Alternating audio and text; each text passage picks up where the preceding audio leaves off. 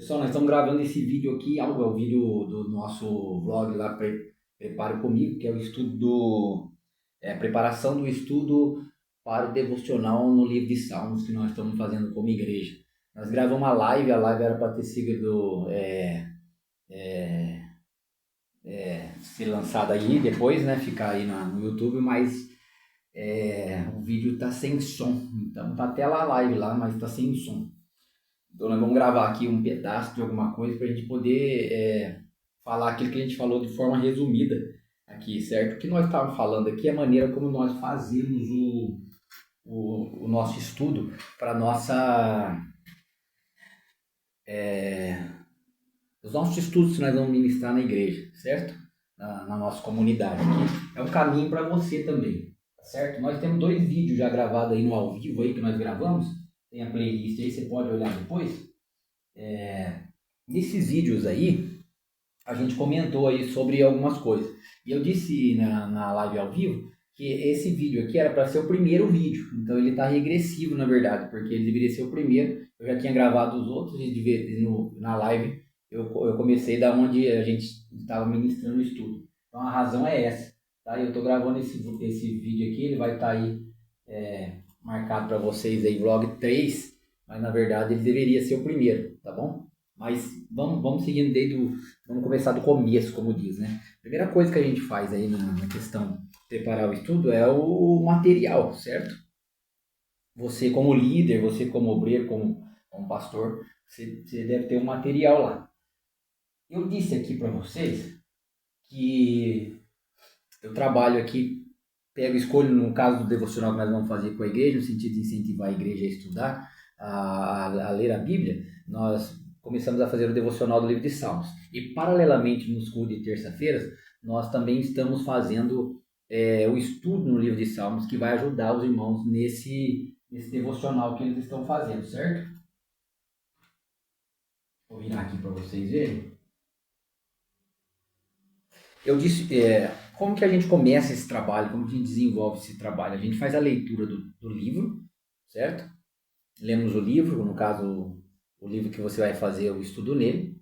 E paralelamente a ler o livro, você começa a pesquisar através dos materiais, né? Temos vários materiais, principalmente, vou dar um exemplo aqui, lógico, primeiro a Bíblia, né? Temos várias versões da Bíblia, essa aqui é a CF, né? Almeida Corrigida Fiel. Temos a NAA, essa daqui, que é a que eu estou usando agora na leitura da Bíblia na igreja, certo? E os materiais que a gente vai adquirindo para poder trabalhar isso. Esses 2 materiais eu falei no outro vídeo, acho. Esses 2 materiais, N.T. White, Salmos, contextos históricos, literários e espirituais para resgatar o significado do inário do antigo Israel. Esse material aqui, eu gosto do N.T. White, que embora ele seja acadêmico, é um dos mais proeminentes estudiosos do Novo Testamento vivo hoje. Ele tem uma visão também pastoral também. Pelo menos nos livros que eu li dele, ele aplica muito, né?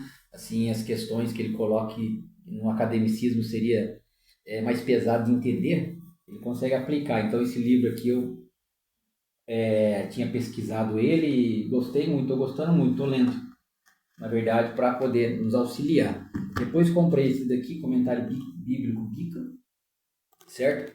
Esse aqui da Central Gospel, que tem outro que é da editora CPAD.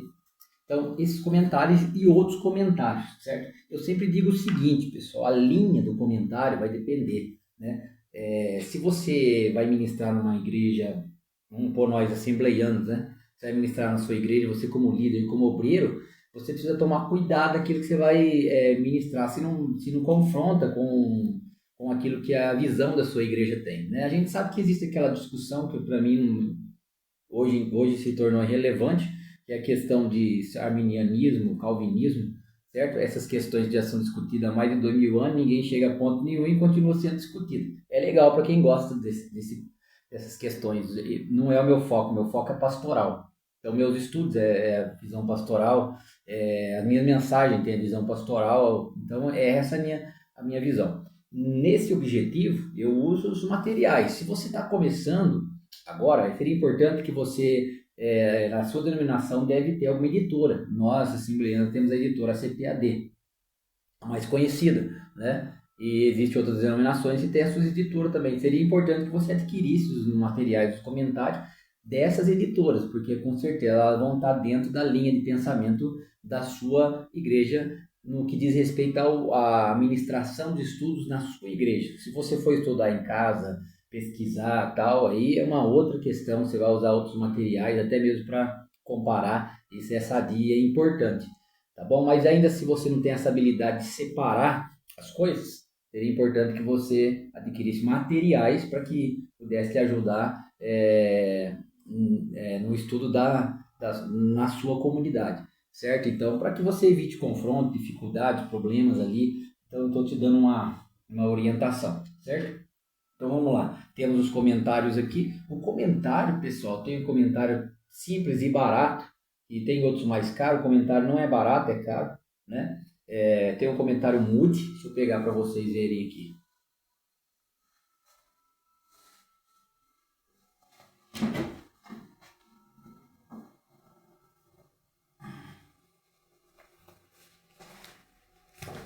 Esse é o comentário Moody, tá vendo?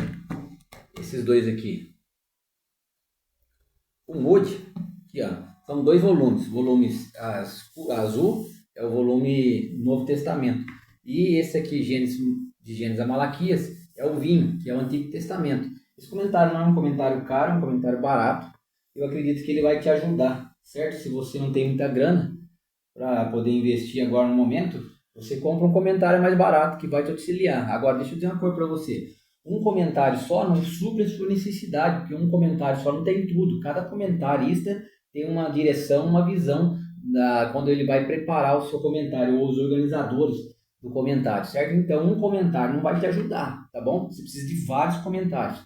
Então, tem esses 2 comentários aqui. Além desses comentários, tem os livros que eu mostrei para você, que já é um começo para você começar a desenvolver os seus estudos, tá bom? Na igreja. Então, o que eu faço? Então, eu pego os comentários, eu abro os comentários, estudo os comentários junto com a leitura do livro que eu já li por inteiro, que eu acho que é importante, você tem que ler o livro por inteiro, tem que fazer estudo, mas nunca nem ler o livro. Então, vai pegar o comentário, vai fazer estudo, se não conhece o contexto do livro que você está fazendo estudo, tem que ler a Bíblia, gente, certo? Precisa ler a Bíblia. Então, assim, nós precisamos ler a Bíblia. Você não tem mensagem, você não tem estudo, se você não ler a Bíblia, você precisa precisa perceber aquela necessidade de ler a Bíblia corriqueiramente. E eu digo ler a Bíblia assim, de Gênesis a Apocalipse. Certo? Você tem uma visão ampliada da história da Bíblia, certo? Tem um professor meu, pastor Enoque Vieira, ele dizia que para você começar a entender assim, numa visão mais ampla a Bíblia, você precisa ler a Bíblia pelo menos 6 vezes. Quando eu estava no seminário, ele falava isso. Eu aprendi isso. Ele diz que o seminário afasta você da leitura da Bíblia, que você fica lendo livro. Eu aprendi desde o começo que a leitura corriqueira da Bíblia era uma necessidade. Então, naquela época, eu acho que eu não lembro se eu já tinha lido mais de 6 vezes a Bíblia, certo? Mas foi algo que eu tomei para mim e graças a Deus hoje eu continuo até hoje lendo a Bíblia. Agora mesmo eu estou fazendo a leitura do livro de Salmos, de novo, para a gente desenvolver o devocional na igreja, mas estou lendo o livro de Josué, certo? De várias, trabalhando isso, tá bom? Então o que eu faço? Eu pego esse material, vou trabalhar ele e estudar ele dentro do livro. Cada livro no comentário, ele tem a introdução ao livro que você vai pesquisar, comentário versículo por versículo. Certo? Ele tem a introdução ao livro. Então, nessa introdução ao livro, eu leio a introdução e, às vezes, na leitura da introdução, ela me dá uma ideia de um tema. É o caso que eu escolhi o tema aqui, ó.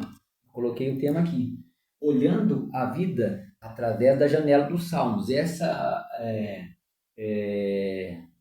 Olhar a vida através da janela dos Salmos foi uma frase que eu peguei num comentário e eu achei interessante que poderia aplicar para um tema para apresentar para a igreja, certo? Para que fique mais com a finalidade, pessoal, de que fique mais didático, entendeu? Esse é o objetivo do tema. Então, eu coloquei o tema aqui, ó, certo? Então, esse tema foi encontrado dentro da leitura. Você precisa ler, porque se você não ler, você não tem conteúdo para você preparar uma mensagem, você não tem conteúdo para preparar um estudo, certo? Então, você precisa ler e, a partir disso, você vai pesquisar, né, trabalhar. Então, o que eu faço? Eu coloquei aqui a nós aqui no caso, né?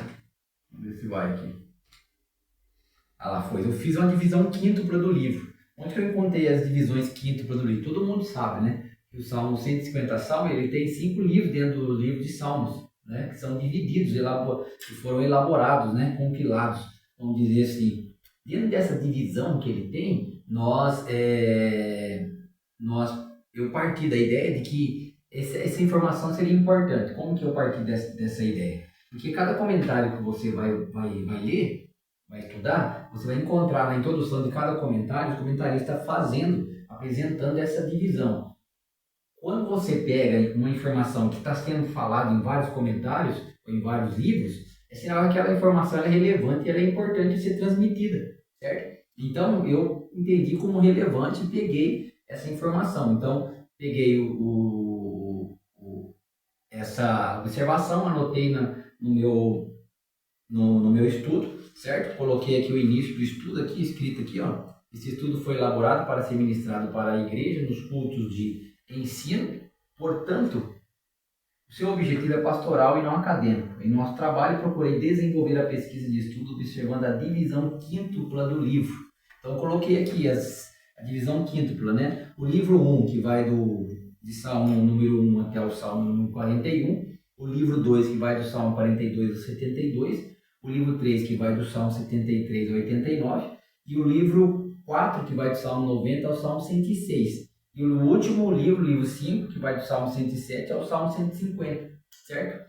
Para poder trazer um despertamento nos irmãos, eu apresentei aqui algo que eu encontrei no material no livro, e é por isso que você precisa ler. Você vai lendo o comentário apresenta uma coisa, você lê o outro comentário, ele dá uma outra ênfase em outra coisa. Então, por isso que você tem que ter vários comentários para você poder trabalhar essas coletando de informação, certo?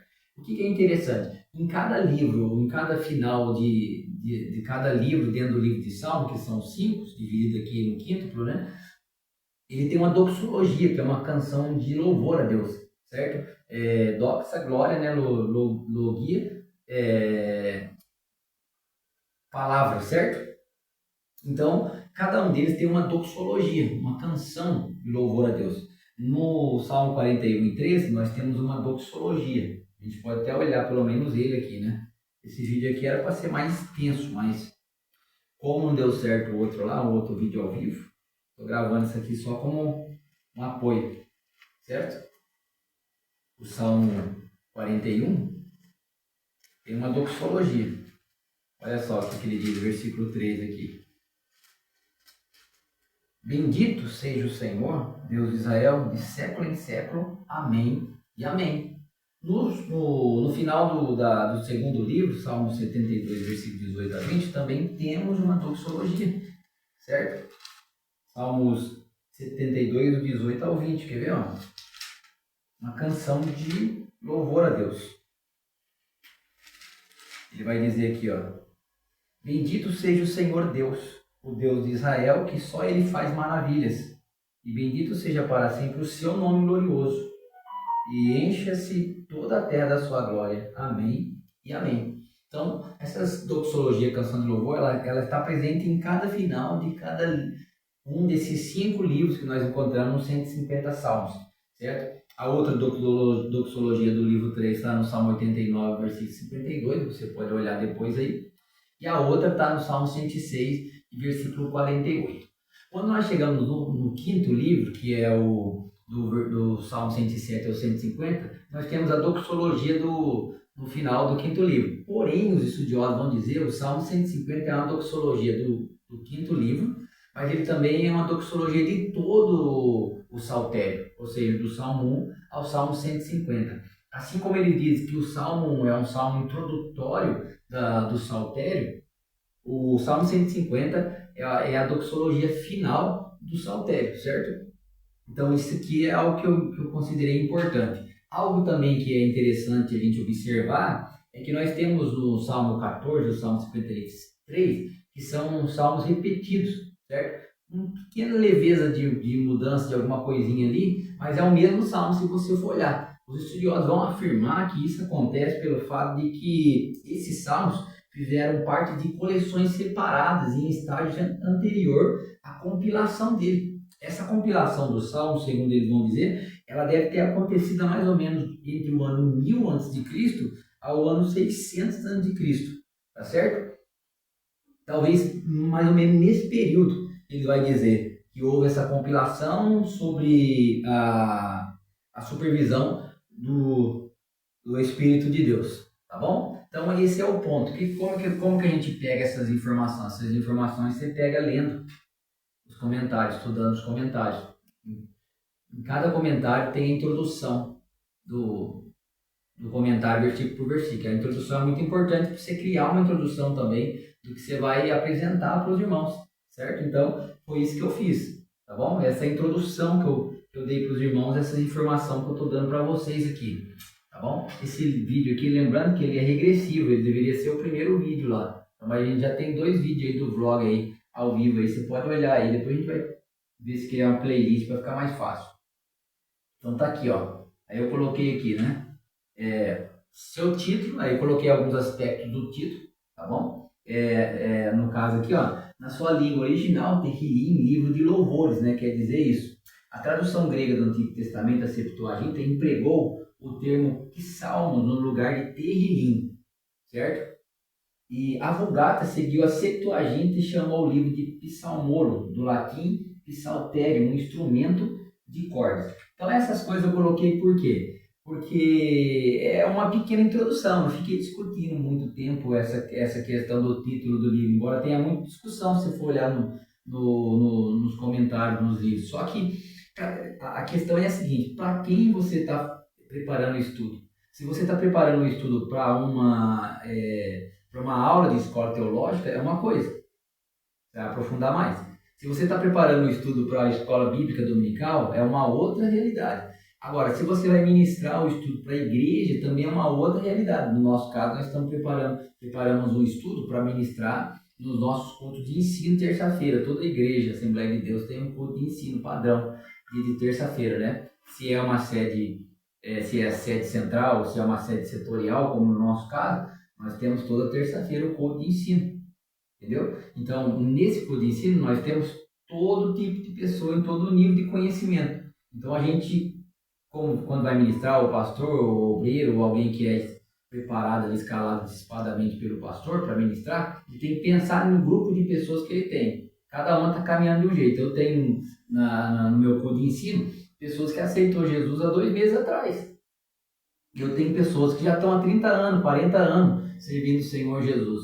Então eu tenho que preparar um estudo que alcance tanto essa pessoa que tem 2 meses na caminhada da fé, como essa pessoa que tem 40 anos na caminhada da fé. Então eu não fico nem muito lá embaixo e também nem muito lá em cima, certo? Porque essa pessoa vai associar, aquele que tem mais velho na fé, ele vai associar aquilo que ele está aprendendo à vida, de experiência dele com Deus e tal. E esse que está começando agora, ele não tem essa vivência de experiência com Deus. Então ele vai começar a entender e compreender isso. Você está entendendo o que eu quero dizer? Então isso tudo é muito importante para o estudo bíblico. Por isso que nós gravamos essa live aqui, gravamos esses vídeos para poder te ajudar, pastor, líder da igreja, nesse aspecto, ou até líder de ministério mesmo, certo? Depois nós colocamos aqui os salmos como poesia,